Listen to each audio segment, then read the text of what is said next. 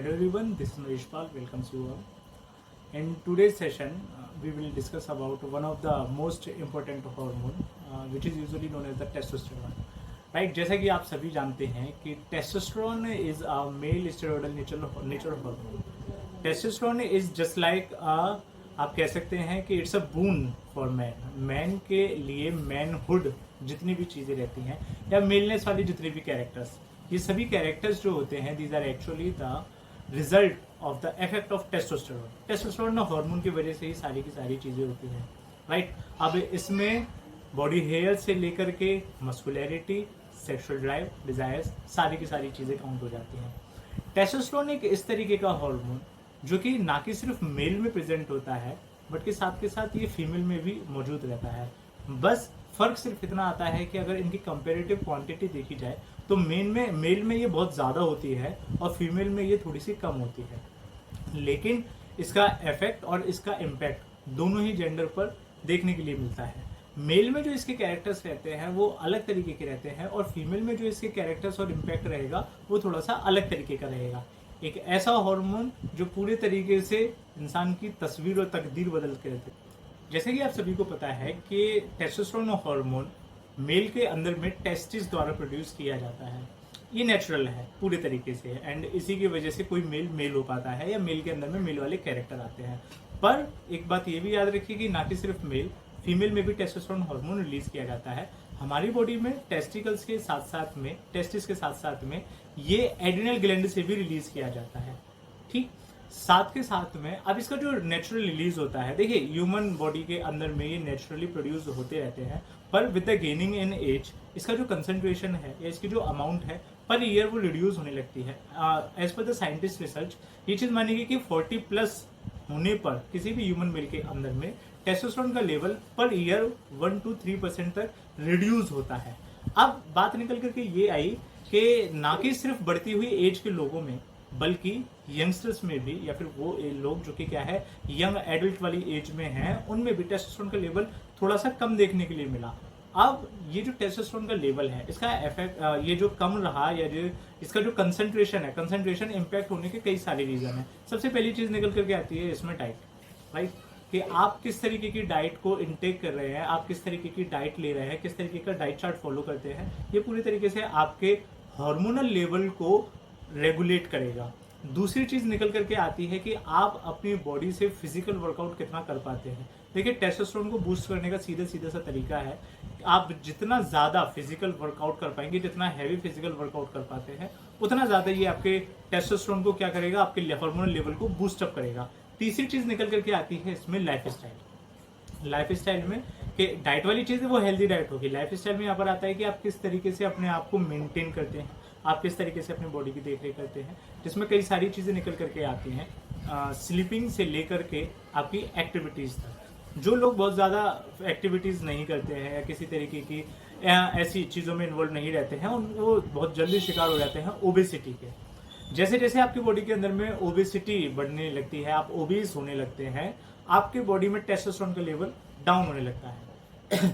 तो इन्हीं सारी चीज़ों को आज के सेशन में डिस्कस करेंगे. आज मैं आपको ये सारी चीज़ें बताऊंगा कि ऐसे कौन कौन से नेचुरल फूड हैं जिनका कंजम्पशन करने के बाद में हम अपने टेस्टोस्टेरोन लेवल को बूस्ट अप कर सकते हैं. तो चलिए शुरू करते हैं आज का सेशन.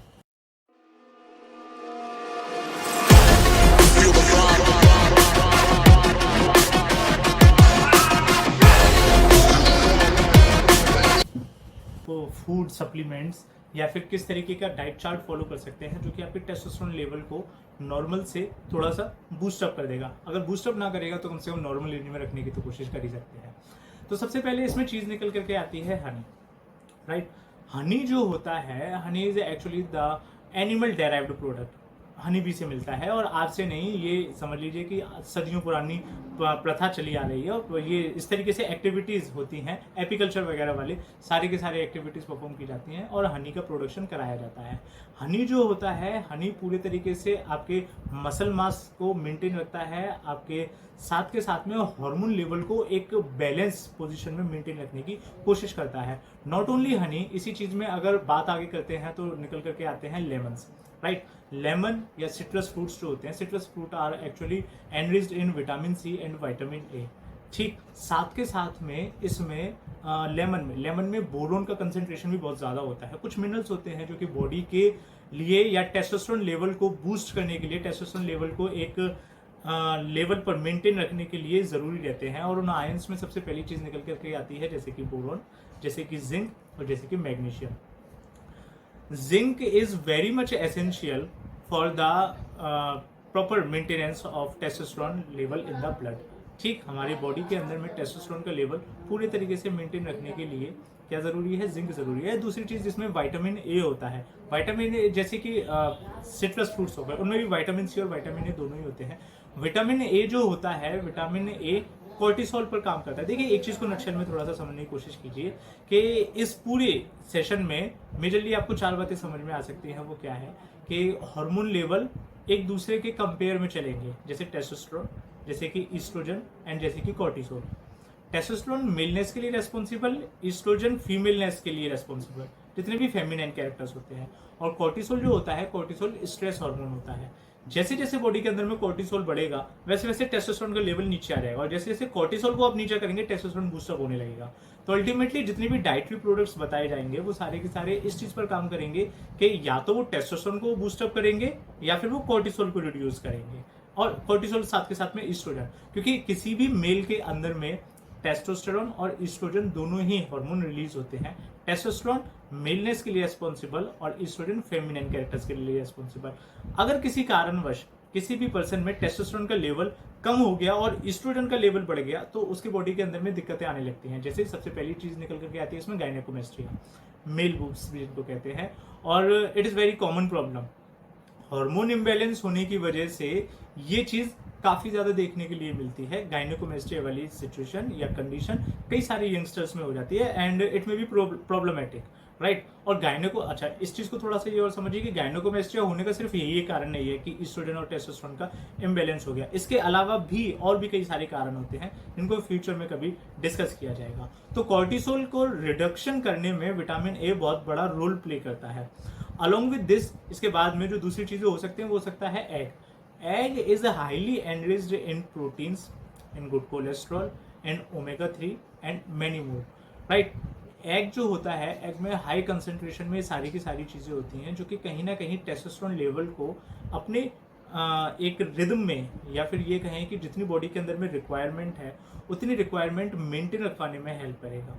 आफ्टरवर्ड्स इसके बाद में चीज़ें निकल करके आती हैं जैसे कि रहते हैं साथ में लेंटिल्स आ गए, जैसे कि बीन्स आ गए अलग अलग तरीके के, जैसे कि चिक पीस हो गए, जैसे कि पीस हो गए, जैसे कि ग्राम्स हो गए, है ना। ये सारे के सारे जितने भी रहते हैं जितने भी दाल मटर वाली चीज़ें हैं वो सारी की सारी क्या करती हैं बॉडी के अंदर में इस हार्मोनल लेवल को मेंटेन रखने में हेल्प करती हैं। अलॉन्ग विद दिस सीरियल्स भी होते हैं, राइट ना, जैसे कि ज्वार, बाजरा, ये सारी की सारी चीज़ें भी इसमें कहीं ना कहीं अपना रोल प्ले करती हैं। आफ्टरवर्ड्स जो ड्राई फ्रूट्स रहते हैं, पुराने टाइम से ही ड्राई फ्रूट्स को एक अलग ही इंपॉर्टेंस रहती है हमारे फूड में, जितना भी हम बैलेंस डाइट लेते हैं। और ड्राई फ्रूट्स में जैसे कि आलमंड्स है, almonds are highly enriched in zinc, right. Almonds में बहुत ज़्यादा अमाउंट में जिंक होता है। अच्छा, जिंक का और टेस्टोस्टेरोन का एक डायरेक्ट कनेक्शन है, जरा इस चीज़ को थोड़ा सा समझिए कि जिंक एक ऐसा आयन है जो कि डायरेक्टली काम करता है पिट्यूटरी ग्लैंड पर। Pituitary gland is actually the master gland. Pituitary gland से हार्मोन रिलीज होता है, और वो हार्मोन काम किस पर करता है? टेस्टोस्टेरोन के रिलीज कराने पर। जो बच्चे साइंस बैकग्राउंड से हैं या जो बच्चे पहले से इन चीज़ों को जानते हैं वो इस चीज़ को तुरंत कैप्चर कर लेंगे कि मैं क्या बात कर रहा हूँ, है ना। पिट्यूटरी ग्लैंड से रिलीज होते हैं FSH और LH and they actually perform their action on the gonads या गैमेट प्रोड्यूसिंग ऑर्गन्स, जैसे कि टेस्टिस और ओवरीज। तो टेस्टिस पर उन्होंने अपना एक्शन परफॉर्म किया एंड बदले में टेस्टोस्टेरोन का प्रोडक्शन, राइट। तो चीज़ें घुमा करके इस तरीके से चलती हैं। फर्दर मोर इसके अलावा जो और चीज़ें आती हैं जैसे कि स्पाइनेक आता है स्पाइनेक माने पालक। जो पालक है, पालक is highly enriched in vitamin, minerals and iron. पालक में बहुत ज़्यादा अमाउंट में आयरन जैसे कंपोनेंट्स रहते हैं जो कि कहीं ना कहीं बॉडी के इन्हीं सभी हार्मोनल बैलेंस को मेंटेन करने में हेल्प करता है। साथ के साथ में बीन्स वाली चीज़ तो मैंने भी बताई, और लो फैट मिल्क जो रहता है, देखिए हाई फैट मिल्क का इतना ज़्यादा रोल नहीं रहेगा, लेकिन जो लो फैट मिल्क रहता है, लो फैट मिल्क में बिकॉज कहीं ना कहीं विटामिन डी एब्जॉर्ब कराने और विटामिन डी से रेगुलेशन रखने के लिए इस चीज़ की ज़रूरत रहती है। आफ्टरवर्ड्स जो ओट्स रहते हैं, right, oats are actually rich source of vitamin D. Different different तरीके के विटामिन बी मौजूद होते हैं ओट्स में, और ये सारी की सारी चीज़ें आपके हार्मोन बैलेंस को मेंटेन रखने में हेल्प करेंगी। ये तो उन लोगों के लिए जो कि वेजिटेरियंस होते हैं, जो कि नॉनवेज नहीं खा सकते हैं, लेकिन साथ के साथ में कुछ इस तरीके के भी लोग जो कि नॉनवेज को प्रेफर करते हैं, उनके लिए मेजरली जैसे जो फिश खा सकते हैं, है ना। फिश में ब्रॉडली दो कैटेगरी के फिश बहुत ज़्यादा हेल्पफुल रहती हैं टेस्टोस्टेरोन लेवल को मेंटेन करने के लिए। One is the salmon and another one is the tuna, right. Salmon जो है, salmon is highly enriched in vitamin B, magnesium, omega 3 and many more components. तो जो लोग साल्मन को कंज्यूम करते हैं, ये समझ लीजिए कि उनका टेस्टोस्टेरोन लेवल अपने मेंटेनेंस पर बना रहता है, एक लेवल पर रहेगा। साथ के साथ में जो ट्यूना को ईट करेंगे, tuna is highly enriched in the vitamin D, है ना। Along with these components which are present in the salmon, tuna is also enriched with the vitamin D. ठीक, तो ये सारी की सारी चीज़ें रहती हैं, गार्लिक और वाली भी चीज़ें रहती हैं। ये सारे के सारे जो फूड सप्लीमेंट्स हैं या फूड कंपोनेंट्स हैं, ये हमारे टेस्टोस्टेरोन लेवल को कहीं ना कहीं एक रिदम में मेंटेन रखने की कोशिश करेंगे। साथ के साथ में इसके बाद में जो और दो एक चीज़ें निकल करके आती हैं, डाइटरी प्रोडक्ट्स की मैं बात करता हूँ। इसी तरीके से प्लांट डायरेक्ट प्रोडक्ट्स जो रहते हैं, जैसे कि ashwagandha is just like the ऐसे समझ लीजिए कि it's a boon to boost your testosterone. Ashwagandha का कंजम्पशन जो रहता है वो हमारे टेस्टोस्टेरोन लेवल को नॉर्मल से काफ़ी ज़्यादा पीक पर ले जाता है। और साइंटिस्ट रिसर्च में ये चीज़ मानी गई, एक पर्टिकुलर टाइम पीरियड के लिए जब रिसर्च की गई, तो जो लोग कंटिन्यूसली अश्वगंधा का कंजम्पशन करते हैं, उनके अंदर नॉर्मल के कंपेयर में टेस्टोस्टेरोन का लेवल थोड़ा सा ज़्यादा होता है। जब हार्मोनल लेवल थोड़ा सा ज़्यादा होगा तो जाहिर सी बात है कि चीज़ें भी थोड़ी सी रेगुलेटेड वे में रहेंगी और नॉर्मल वे में चलती रहेंगी। अच्छा, एक चीज़ और एट लास्ट मैं इस सेशन को खत्म करता हूँ, उससे पहले मैं एक चीज़ और बताऊँ कि टेस्टोस्टेरोन जो है, टेस्टोस्टेरोन को बॉडी बिल्डिंग जैसे स्पोर्ट्स में टेस्टोस्टेरोन का क्या करते हैं, मिसयूज करते हैं। जैसे टेस्टोस्टेरोन आर्टिफिशियली इंजेक्ट किया बॉडी के अंदर में, देखिए इस चीज़ का बड़ा नुकसान है, because it is actually naturally producing hormone. ये आपकी बॉडी में नेचुरली प्रोड्यूस होना चाहिए, और ये प्रोड्यूस करने का काम किसका होता है, टेस्टिस का होता है। अगर ब्लड में टेस्टोस्टेरोन लेवल पहले से ही एक मेंटेन लेवल पर रहेगा तो टेस्टिस अपना काम करना बंद कर देंगे, and in the long term अगर टेस्टिस अपना काम करना बंद कर देंगे तो मेल विल कंप्लीटली इम्पोर्टेंट, वो इनफर्टाइल हो जाएंगे, और वो आगे कभी भी मतलब वहाँ पर फिर रिप्रोडक्टिव हेल्थ रिलेटेड इश्यूज आ सकते हैं पूरे तरीके से। तो कभी भी इन स्टेरॉइड्स को, because it is actually steroidal nature of hormone, right, in steroids को बॉडी के अंदर में इंजेक्ट नहीं करना चाहिए। इन द शॉर्ट टर्म आपकी बॉडी बहुत ज़्यादा मस्कुलर हो सकती है, बॉडी में बहुत ज़्यादा स्टिफनेस आ सकती है और काफ़ी सारे चेंजेस दिख सकते हैं, लेकिन अगर आप लॉन्ग टर्म में देखें तो इसका नुकसान के अलावा और कुछ भी नहीं है। इस वीडियो का मेन पर्पस जो था वो था आप लोगों तक सही इन्फॉर्मेशन पहुंचाना। जो चीज़ें मुझे अभी तक पता थी या जो मैंने अपने एक्सपीरियंस से गेन किया वो मैंने आप लोगों के साथ में शेयर की, and hope the all information goes to you in the same manner as it is delivered by me, right? Thanks for watching, keep supporting। और एक और चीज़, अगर इस तरीके के और भी किसी टॉपिक पर अगर किसी इन्फॉर्मेशन की ज़रूरत हो, then just note it down in the comment section। Thank you so much। See you।